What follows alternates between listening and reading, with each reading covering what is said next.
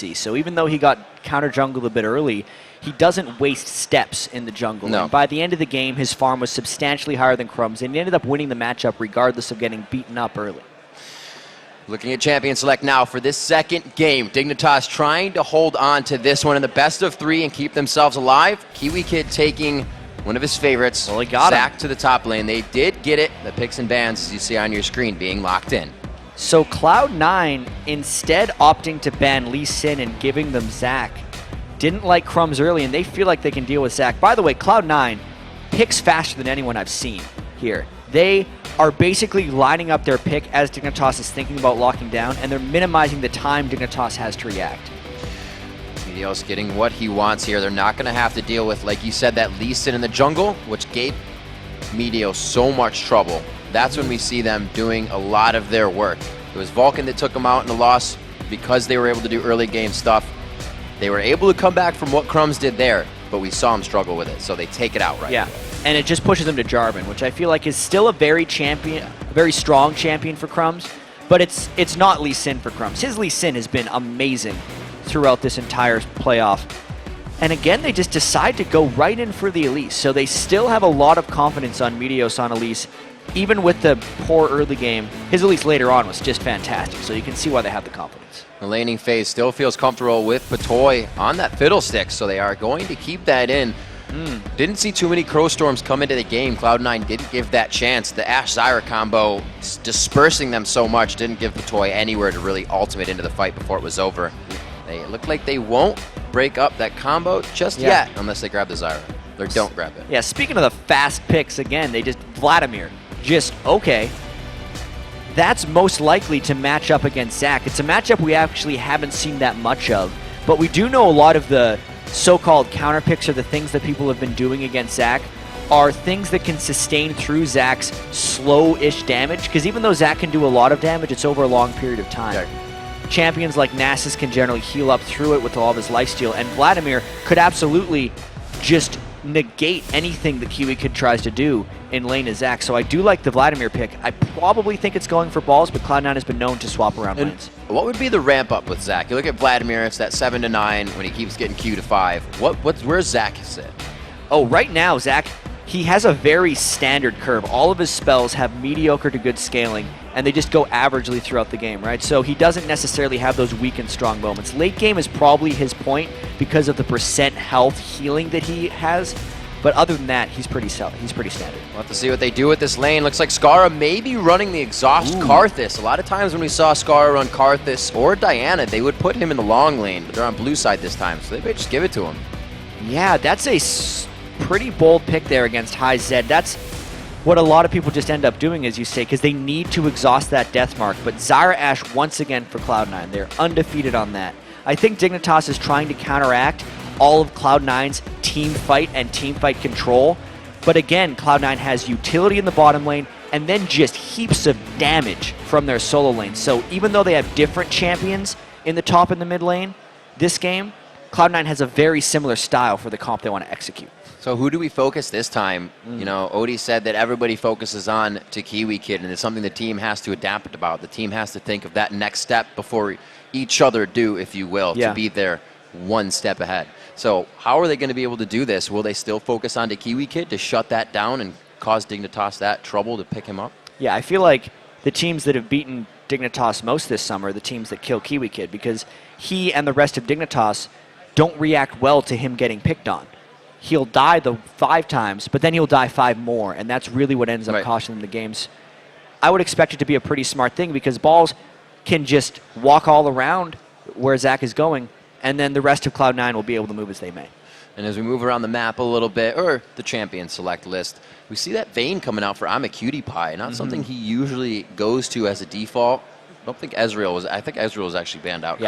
Coming into this. So we'll have to see how he does on that. KiWiKiD likes to get his damage out early, so we'll see if he can still get that in there. The crowd is ready for the game. We are onto the Rift. It's Dignitas versus Cloud9 as Dignitas tries to hold on to the spot in this series. Yeah, you absolutely mentioned that Vayne for Imaqtpie, and you pick Vayne oftentimes because he's the only AD carry who can really duel Zed. Right. And that's actually something that Sneaky said when he picked Vayne at one point in the season. It's like, why'd you pick Vayne? Oh, it's because I can kill Zed. Yeah. And that's what Imaqtpie is going to be trying to do. You can kill Zed, but Zed can also kill you, so it's a dangerous matchup. It's going to be a quick one. Don't blink. We'll see what they decide to do going in. It's going to be a long ward here by LemonNation, and he's actually going to do this again on the... Are they going to put the golem ward down? Yeah, that's the same movement that LemonNation did in the prior game, but he didn't have to do a sneaky ward over top of the golem because he recognized that Dignitas was charging it high. High was actually extremely close to getting caught out by a Fiddlestick Sphere, but he just could not get in range. A single Rome champion over here. LemonNation doing big things. He's going to have to get you out. are in trouble, No, the fear is first. The Meteos could go down. He's going down. KDA, and it's going to KiWiKiD. So we talked about Cloud9 struggle. When they give up kills at level 1, they generally do struggle.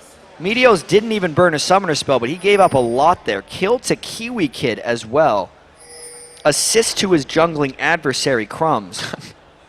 This could be trouble for Meteos. Pretty different. Dignitas, that was a really good read. How often do you see an entire team walk out and then back into their tri-bush around the Dragon's Den? They definitely caught Meteos off guard there, but at the same time, I don't really know what Meteos was doing there. He was giving a little backup to LemonNation, but Lemon's like, I'm out. You might want to get out too. He's going to get back into his jungle, not hurting just yet. It is a Doran shield and the boots buy to come in for KiWiKiD to start. Start off with the shield, so he got himself some boots there.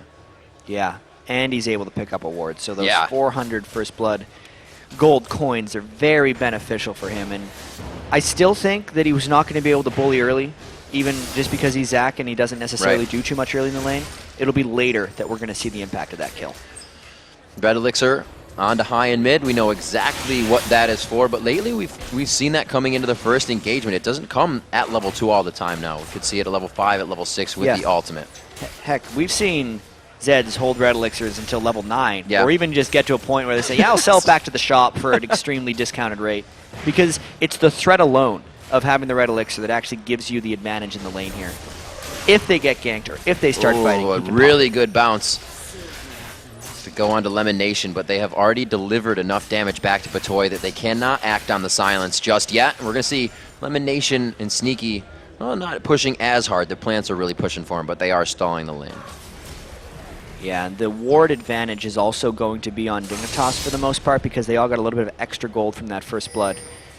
Crumbzz is taking the long way around here. They know there's a river ward that he's actually going to be able to dodge because of the way he's jumped over all these walls. And Sneaky and LemonNation do not know where Crumbzz is, but Crumbz's mana is actually a little bit low for these combos. Sneaky and LemonNation are in a whole bunch of trouble right now. This was a flash fear last time. He flashes, he gets the fear! Can they get on to LemonNation? He absolutely flashes on the flag and drag, and it looks like he may be able to get out. Another flash, the barrier, and the kill. A second one as the retribution comes in from Sneaky. That's one of those not worth ganks because Imaqtpie burned flash and barrier. LemonNation didn't, Sneaky didn't burn either one until now. That's not very sneaky whatsoever. Looks like he forgot to tie his shoes on this one. The red buff, the flash, it's ticking. He's burning. He misses the flag toss. Wow. Smiles from Sneaky after that. There's the stun by Meteo. Oh dear, high going in. There's that red elixir. He didn't even use the red elixir. Didn't need to. Well, that escalated quickly. Oh, a little bit. 2 kills to 2 already, 4 minutes, 20 seconds into the game. Cloud9's just recovered from that First Blood, by the way, because getting the kill onto Sneaky, getting the kill from Meteos already, Meteos is fine in this game, and now he's even going to be able to counter jungle a bit of Crumbzz because he knows how long he stayed in that bottom lane. Got the kill, already has a 10 CS as well on Crumbzz, so he is moving, and he is moving at a high pace. Looks like we're going to have the Brutalizer coming out quite quick here for High, as he knows he's getting a bit of an advantage as well. But still, like we said, did not use that red elixir. It looks like the 80 carries are actually May triple Dorans on each side this time. It'll be the first. Imaqtpie's definitely gone a little bit heavy into the Dorans department right now because he recognizes he gave up the first kill to Sneaky, and in order to be competitive, he had to go early game items, knowing that Sneaky's going to do his thing. It's one of those scaries, do I match him or see if I can get ahead of him situations, and usually you just match. Go with it safe. Good pink ward coming down from Crumbzz. He was actually focusing that spot quite a bit in his last invasions as they were on the purple side, so he's going to get that covered a bit for Scarra so he doesn't get flanked from his rear. KiWiKiD and Patoy still just sitting in the middle of this lane. We haven't talked about too much of the top lane either. Balls and KiWiKiD going at it, but like we said, those guys aren't going to be doing much to each other anyways. I'm actually okay with not checking out that top lane. I don't think there's much to talk about. Vladimir and Zach are going to be farming, especially with all this action going down in the bottom lane. Fool me once, says LemonNation, but not twice. He's going to be checking that brush with seeds for the rest of this game. We do see him a little bit, 38-33. Like you said, the kill not having too much of an effect on this game, and we don't see KiWiKiD really come into play until later. Nice 3-bolt proc there by KiWiKiD into Sneaky, but it's not going to matter. He's still got the potions. So we see the flash down for Patoy still, that last engagement. Still waiting on barrier for KiWiKiD. Haven't seen too much aggression just yet from Meteos in this bottom lane, but he may look to act on that in just a few. But he's going to be walking through a ward. This is another one of those games where Meteos had the one hyper-efficient gank that got a kill. And aside from that, has been out farming Crumbzz. Level 6 to level 4. Whoa! And now he's just running at it. That's not the fight you want to have. He decides to back out here. And that is smart play. Knowing you got the advantage on the jungler means he has free time pretty much for the next 20 seconds as Crumbzz backs. Exactly, and Scarra now becomes vulnerable down at this turret. He's down in exhaust still. If Meteos comes around as High goes in, it would be a kill. It's just a matter of having the minion wave there and the timing right. I think instead of doing a risky dive, Cloud9's taking a safer route here. Yeah. They know Patoy and Imaqtpie are both still level 5. They know Jarvan is not there, and High has supremacy over Scarra in the mid lane. This is just a bunch of advantages that Cloud9 is cashing in. Meteos dipped in for that kill in between the turrets and still saw the back by Crumbzz. Yeah, remember, that flash and barrier are down, so what KiWiKiD and Patoy just did there was quite dangerous, but they will have a bit more of a timer on what happened at Dragon. Dignitas was able to grab a few for themselves. 2-2 now in the game. We have to remember Dig grabbing first blood. Didn't happen the same way this time. No, this was a little bit different, a little bit faster. Yeah. And the first objective also going down very quickly here. High still sitting on that red elixir, by the way. And farming very well against Scarra early, I'd have to say. Karthus generally farms amazingly well. And Zed actually, if he has a struggling point in the lane, it's very early on. And High's bypassed that. So High will be farming extremely well for the remainder of this game. 58-61 on our matchup there between those two. So we'll have to keep track of how they are doing. A 7-7 wet noodle fight in the top lane. They're just accruing gold on each other. It's been Kiwi finding himself some gold, but we're not going to see any real pressure from these guys. They didn't even have any part in the Dragon, so that island is don't even have teleports or breaking off this time. And floating away. Yeah, and I actually feel like this lane's going to turn in Balls' favor very shortly. He's been able to pick up the spell vamp right now, and he can shove that lane actually a little bit faster than KiWiKiD can. So we're looking at about 1,000 gold lead here in favor of Cloud9, able to grab the objectives. A few kills in their favor. KiWiKid's first blood still playing in effect for him. We're seeing that to come within the next 10 to 20 minutes. A little bit of a grab on Patoy. Patoy on the health in the beginning, but there's Crumbzz. He reads it. Another flash engage from Patoy, but this time Lemon has ulti too. A beautiful condemn against the wall at the last second that Sneaky needed to fire. Crumbzz counter gank pays off this time. He spends so much more time looming around to counter gank than Meteos does, generally speaking. And now maybe they can get another one. High burned the exhaustive scar as well. Finally got that red elixir out. I was weighing him down. Look out, Imaqtpie. There's a spider. Gets the lockdown. So much damage. Half health. The grasping roots matches. Hits down KiWiKiD. He just got his barrier back and he was forced to use it in defense. And that's just efficiency right there. Meteos spent all but 10 seconds waiting in that brush and gets rewarded with the kill. There's tick, the tick, ignite. tick, tick. Boom. And there's the zombie Karthus. High picking up a kill for himself. And this is like Kobe said, Cloud9's now going to try to aggress on one of those objectives even harder. They got to make something happen after a kill. Yeah, this is a lot more lane aggression than we saw in the first game. Cloud9 almost up 2,000 gold after giving up that first blood and continuing to dive. Look at Meteos right now, just powering through. Level 8 to level 7, and that's what it means. You become the food of the level 8. Patoy getting hit up as well. Will he pick up another one? LemonNation grabs that one. He's 1-1-3 for the team. Well, acting on the adapting.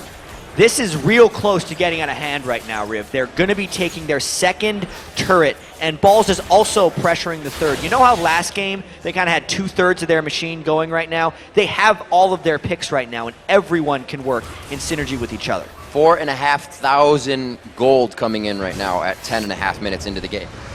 These objectives, the kills and the turrets, are all in favor of Cloud9, and they pretty much have Cloud9's name on it right now. Dignitas isn't in a position to stop what's happening at this point. Scarra's not charged up. He's still going to be taken down by High quite quickly in that fight. And really, when you have a Karthus on your team, that wall stops everything from getting to your AD carry. That back line, it's going to be big when Scarra goes down instantly. Yeah, it's going to be a very difficult positional battle for Dignitas if they want anything to do with this game. They lost all 3 of their outer turrets. Almost all at once. Yeah. Because Cloud9 recognized they had the one advantage, and Meteos, by the way, is top gold in the game. His presence has really been felt by everyone on Dig. Spirital Spectral Wraith coming out on Balls. Haven't seen that item in a while. Usually seeing on some of the Elises when they want to go for a bit more damage. He, like you said, is getting Spell Vamp with that and is able to kind of just throw that lane into KiWiKiD's face. Exactly. They were able to keep the pressured turret back, and they made KiWiKiD get out of the lane as soon as High roamed around. The rotations of Cloud9 right now are awesome. Even though they have the top laners and the mid laners, they're going where they want right now. High is turned into a side lane pusher. That is where Zed excels around the mid game, because no one can realistically duel him at this point. So anyone who goes down there needs to bring a friend. And if they send a friend, then the rest of Cloud9 gets opportunity, which is what Cloud9 is banking on. And they're starting to put multiple pink wards in inventories. We just saw one dropped to the left of Dignitas' mid turret. High still holds one for himself as well. They're looking to just pretty much clear it out. Now they know, like you said, they have those 3 outer down. They can pretty much push in to put those inner wards in. Yeah, also the Dragon is coming up in about 50 seconds, so all the wheels turning right now for Cloud9's machine. They're doing such a good job in this game, really recovering from the silly first blood that Meteos gave up. They did not let it phase them, and they went right into their game. Second tier turret here coming in for Balls. Vladimir not the greatest tower taker down, but he will get to that tower quite fast with his Tides of Blood just coming up every so often. And it looks like KiWiKiD isn't able to stop that, and nobody's putting any pressure towards that top lane. The big thing about the Vladimir split push isn't that he takes turrets quickly, it's that you can't get rid of him. He's Flash Ghost with the Pool of Blood, and you can't out-harass him once he gets that Spectral Wraith. So that's exactly what he's trying to do to KiWiKiD right now. He's just wearing him down. And there's multiple points on the map right now where Dignitas needs to send more people than they have. Ah, the days of running Flash Ghosts. Still happens if you're Vladimir. Still happens if you are Vlad. 13.5 minutes, Cloud9 again with the timer on the Dragon, and again in their favor. 23,500 gold to 17.2 right now for Dignitas. That gold lead is about a core item, but it is evenly spread across the team. There's 3 kills for Meteos. Wonder if he'll start going for any bit of damage soon. It looks like he's going to go again for help for the team. Well, specifically, supports benefit the most when the team is creating a lot of objectives because they generally have no gold flow to begin with. Right. And you can see LemonNation has just kind of parlayed that into multiple gold per 10 items, just making sure he's going to have a bunch of gold flow later. He could actually build a big-time Zyra build if this game gets late. KiWiKiD going in. They're trying to deter something here. There's the wall to keep them back. Scarra getting caught up. They flash it, but it's going to be right into High. He throws down the damage. The Hemo Plague about to take down Scarra. Nothing you can do about that as Balls picks up his first kill of the game there. Balls actually walked in to finish Scarra, then he realized his ult would finish him anyway and just backed away. That looked pretty painful. Grasping Roots from across the side there, and it looks like Meteos is going to get himself caught out. Too bad he couldn't reach the Wolves. Yeah, Meteos was a little too far from home in that one. Yep. Slightly overzealous, but the rest of Cloud9 is still able to press down because they got the Scarra kill, and High is just happily pushing bottom. KiWiKiD making great work of a Condemn there to really put the damage down, and we see him starting to go for that. Oh, he has the Bilgewater, starting to go for that Blade of the Rune King. Once he finishes that, we'll get that Zed duel potential, but if Zed positions correctly, the Condemn is really one of the biggest things, that you're not next to that Shadow anymore. You're not next to him, and you can part ways. It'd be very difficult for High to actually deal with this because he's had to build somewhat to deal with Scarra, and then if they send Imaqtpie as a counter duelist to him, he could actually cause a bit of trouble. Right. But that's not the big deal for Dignitas right now. It's not the problem. The problem is the fact that they're down 3 turrets and 2 dragons, or 6,500 gold. Yep.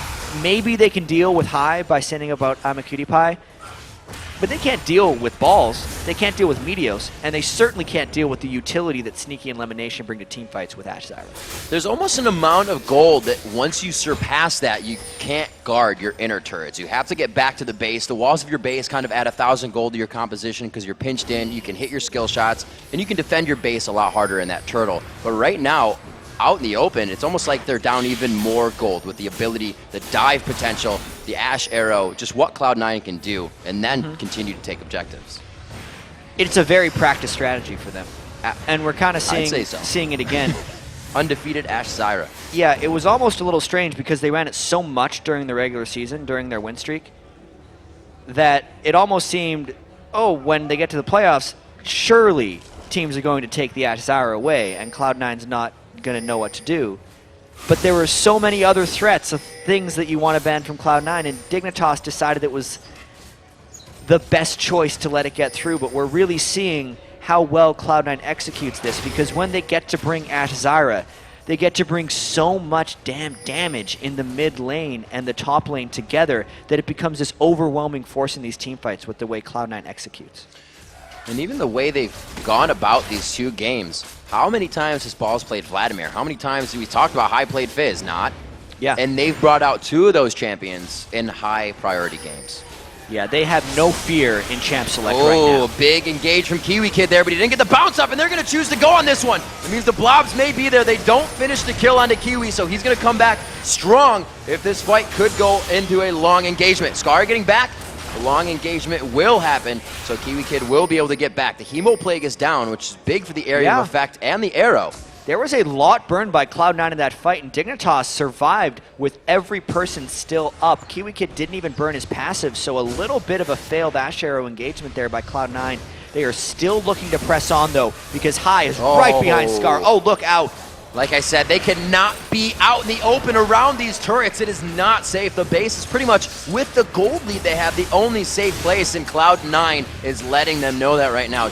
Dignitas has been able to pick up those few kills when Cloud9 is straggling. So if those mistakes can happen, Dignitas can easily find those here and there. They're not going to KiWiKiD, unfortunately, though. He's 0, 2, and 3, and those 3 need to be in the first column. And again, KiWiKiD is the person wearing 2 kills, but his positioning and the rest of Dignitas can't follow up where he goes, so it's not really helping them that much, having all that gold on KiWiKiD. So we see the Rod of Ages build going onto Scar. He does not choose lead. that Archangels. 9,000 gold, just about a few on the back end there as Cloud9 gets a bit of interest on that. See more finished item. Blade of the Rune King and Hex Drinker going on to High. Almost a finished Infinity Edge. And the Ruby Sightstone now coming in for LemonNation. He chooses with those gold generation items that he will get the Ruby Sightstone this time, and they'll take over the map even more. Look at that wardage. They're basically saying to Dignitas that this is ours now. They want the jungle for themselves, and they're going to take it because it's 4 turrets to 0. This game has been absolutely dominated by Cloud9. Obviously, the biggest item I feel like coming out would be that Blade of the Rune King by High, because at this point in the game, when Zed gets that Blade of the Rune King, it's basically kill whoever you want, especially KiWiKiD, who's went only magic resistance against Balls and Vladimir and still been down over 50 minion kills in that lane matchup. Anywhere Cloud9 wants to go, they can, and Dignitas can't even really match. I think even a 4v5 might come out with Cloud9 on top. And we could actually see that right here as Cloud9's trying to take a 4v5 Dragon. They are going quite strong. It's down. Could it be stolen here? They actually get thrown off of it. It goes to Meteos still. They got Sneaky. The smite down. They're going to keep going. Sneaky very low. The Locket of the Iron Solari plus his barrier was not enough to keep him alive. The Condemn in the bush. The ward does not go in, so they're forced to chase it. But the double kills come out. They are not going on to KiWiKiD still. Balls is going to be pressuring the top lane here to give him something else to think about. So a very risky Dragon right there. They tried the 4v5, which maybe they could win, but they didn't actually fight. They got initiated on very abruptly. And even though Meteos did smite the Dragon away, Sneaky was down before the fight happened. High did not decide to do combat, and they really just tried to disengage. Overall, the gold trade was even for that, and Balls got a lot of extra farm in the side lane. So even though it looked bad for Cloud9, they actually gained an advantage off of that. It's crazy about the positioning. And to look how the fight was won by Dignitas. They came out with the kills. They had just lost a fight at their second tier turret, which means it's all about positioning right now. Yeah, that gold definitely matters, but if they can get that positioning again, get those few kills in, they can start crawling back into this. Oh, High is trying to run into two people, but he's very expertly able to escape. He wanted to turn that, but he Bait realized that there in was with LemonNation coming in. Yeah, there's a third person in the Three's crew. a party. No, thank you. 20 minutes, 21 minutes into the game, 9-6 right now. The second in the best of 3 series here between Cloud9 and Dignitas. Dignitas down 1, as you see on your screen, looking to keep the hopes alive for this spot. Yeah, and one thing I really like about Cloud9 is how, depending on the game, they funnel gold on someone completely different.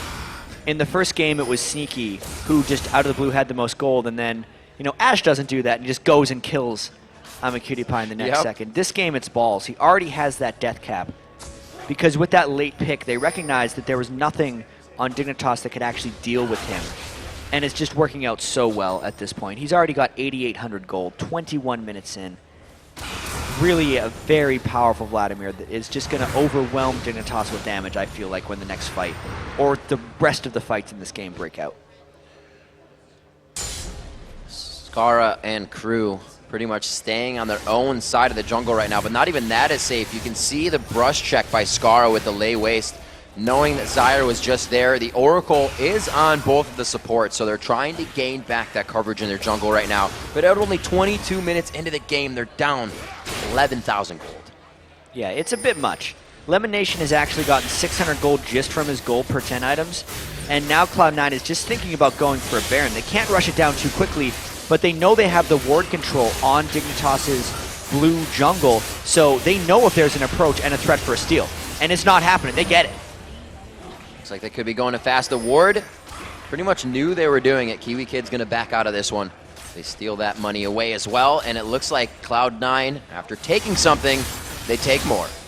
Yeah, and they're not going to wait too long. It's only 22 minutes in, by the way, but this is a near 12,000 gold lead. It's looking very likely that Cloud9 is going to earn a berth into the World Championships extremely shortly, and then have a date with TSM in the finals tomorrow, if they can make this dive work. Dignitas holding at their base right now. The wave clear of Dignitas is not amazing either. They don't have a team that can just blow these minions out of the water, so there's always going to be a little bit of poke you see coming on the turret. When Cloud9 is there. When Cloud9 decides, but the side lanes are actually pushing, and that's a lot of gold for Cloud9 to pick up right now. They have been focusing on the gold this game. They have a few dollars, 41,000, only 23 minutes in. And they have still yet to surrender a turret, which is absolutely unreal. This has been a total domination by Cloud9, after a pretty shaky start to game 1. And the lowest turret is their bottom one, not even, you know, below 75% health. So whatever Dig does, it's going to take quite a long time for them to get to somewhere where they can continuously pressure that.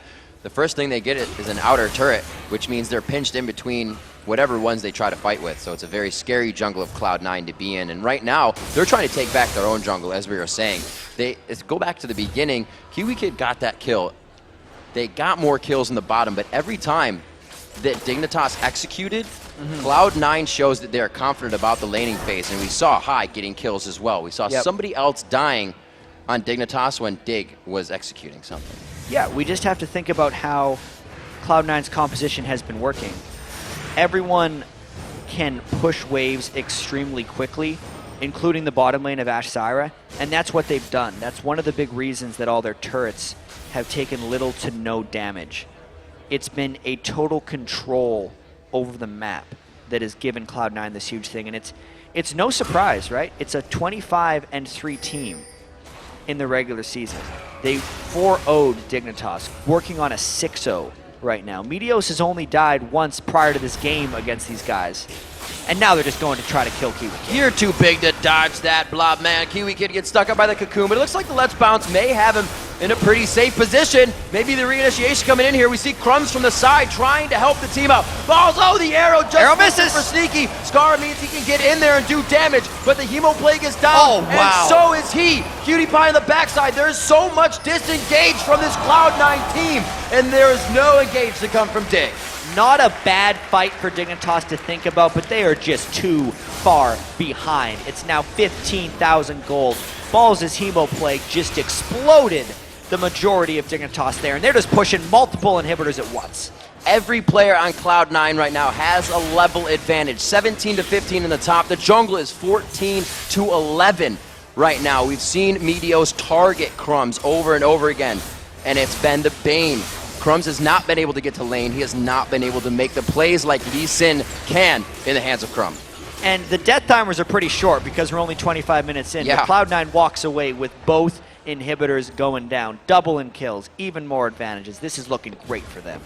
Cloud9 going to continue some pressure. Crumbzz finds high right on the outside. See how much damage that does. So an engagement just from him can take one of the tankier guys down to half HP here. Yeah, he didn't even really stick around either. He could have hit him a lot harder, but he recognized there was a few other friends coming for Crumbzz, so he wanted to get out of there, knowing that Cloud9 has this game completely in hand.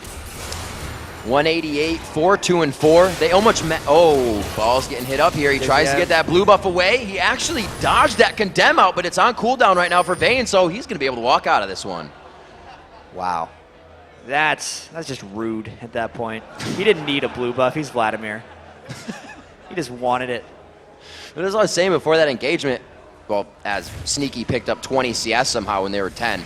4-2-4. The CS is quite close, but it's, as I said, it's been the assist going to Vayne. Still looking to complete his second item to come in with that Phantom Dancer, and Sneaky's already on that Infinity Edge Static Shiv and Last Whisper. It's been a while since we've seen a gold lead this big, actually. Yes. This is definitely the most one-sided game we have seen this entire playoffs, or even if we're counting the Challenger tournament as well. This is just absolute domination by Cloud9, and Dignitas has they have almost nothing left that they can do. Both of their side lanes are going to have super minions coming. They're going to try to defend this one, but at this point, Cloud9 might just be showing off. They should be able to wreck this next fight.